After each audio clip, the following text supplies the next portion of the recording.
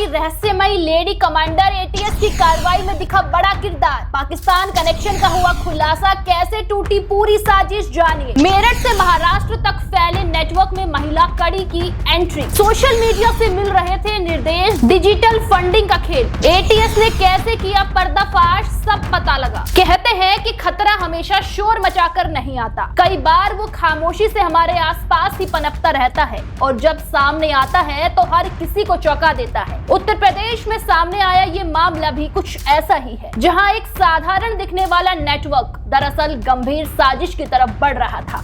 लेकिन वक्त रहते इन्वेस्टिगेशन हुई और एक खतरा टल गया और इसी से पूरे ऑपरेशन के बीच एक नया एंगल सामने मुनीर की लेडी कमांडर का सामने आया है, जिसने इस कहानी को और भी ज्यादा रहस्यमयी बना दिया है।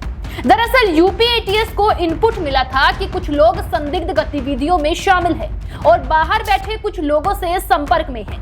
शुरुआती जांच के बाद जब टीम सक्रिय हुई तो पूरे नेटवर्क की परतें खुलनी शुरू हो गई। मेरठ और आसपास के इलाकों से 4 लोगों को हिरासत में लिया गया, जिनकी पहचान साकिब, लोकेश उर्फ पप्पल पंडित, विकास और अरबाज के रूप में हुई।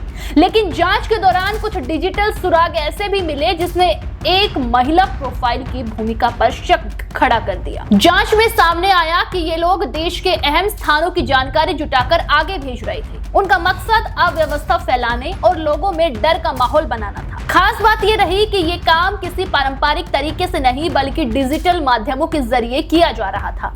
गूगल और इंस्टाग्राम जैसे प्लेटफॉर्म पर बातचीत होती थी और वहीं से निर्देश मिलते थे। जांच एजेंसियों को यही शक है कि इन्हीं प्लेटफॉर्म्स के जरिए एक लेडी कमांडर जैसे किरदार से भी संपर्क जुटा हुआ था, जो पूरे नेटवर्क को दिशा दे रहा था। सबसे अहम पहलू इस मामले का ये है कि जिन लोगों को पकड़ा गया उनकी जिंदगी देखने में बिल्कुल सामान्य थी। कोई सैलून चलाता था, कोई मजदूरी करता था, तो कोई छोटे मोटे काम करता था। परिवार और आसपास के लोगों को भी इस बात का अंदाजा नहीं था कि ये लोग किसी संदिग्ध नेटवर्क का हिस्सा हो सकते हैं।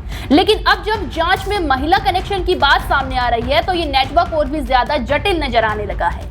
आपको बता दें, एटीएस की जांच में ये भी सामने आया है कि इस नेटवर्क को डिजिटल तरीके से आर्थिक मदद मिल रही। क्यूआर कोड और ऑनलाइन ट्रांजैक्शन के जरिए पैसे भेजे जा रहे थे, जिससे इनकी गतिविधियां आगे बढ़ रही थी। माना जा रहा है कि इस पूरी फंडिंग चेन को संभालने और निर्देशकों को आगे बढ़ाने में भी वही रहस्यमयी लेडी कमांडर अहम कड़ी हो सकती है, जिसकी तलाश अब तेज कर दी गई है। इस पूरे ऑपरेशन के दौरान जब टीम अपराधियों के घर पहुंची तो परिवार के लोगों ने भी हैरानी जताई। उन्होंने कहा कि उन्हें कभी शक नहीं हुआ कि उनका बेटा या भाई इस तरह की गतिविधियों में शामिल हो सकता है। पड़ोसियों ने भी यही कहा कि व्यवहार सामान्य था और कोई असामान्य गतिविधि दिखाई नहीं देती थी। लेकिन अब सवाल यह है कि अगर सामने दिखने वाला चेहरा इतने साधारण था तो पर्दे के पीछे बैठा असली दिमाग कौन था? क्या वही लेडी कमांडर इस पूरे खेल को चला रही थी? एटीएस इस कड़ी को जोड़ने में जुटी हुई है और आने वाले दिनों में इस केस से जुड़े और भी बड़े खुलासे सामने आ सकते हैं। फिलहाल इतना तय है कि ये कहानी अभी खत्म नहीं हुई है। असली चेहरा कौन है, ये अभी आना सामने बाकी है। देश दुनिया की हर बड़ी, सटीक और भरोसेमंद खबर देखने के लिए अभी विजिट करें हमारे वेबसाइट nowuttarpradesh.com और nownoida.com पर, क्योंकि यहाँ आपको सिर्फ सुर्खियां नहीं बल्कि पूरी जानकारी मिलेगी।